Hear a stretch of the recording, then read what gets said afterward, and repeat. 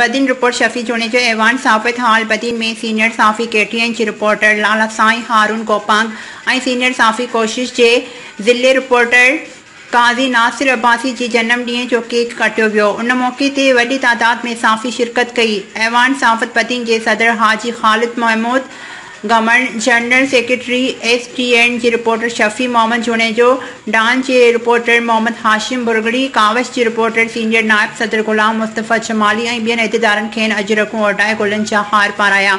उन मौक़े ते जियो जी रिपोर्टर एजाज़ ज़ई, दुनिया न्यूज़ जी रिपोर्टर सरदार खान भट्टी, धरती TV जी अली मोहम्मद शानी, आवाज़ TV जी रिपोर्टर यूनुस बकारी, ARY जी मुश्ताक अंसारी, KTN जे अली अहमद मेमण ऐं ॿियनि सीनियर साफ़िन शिरकत कई।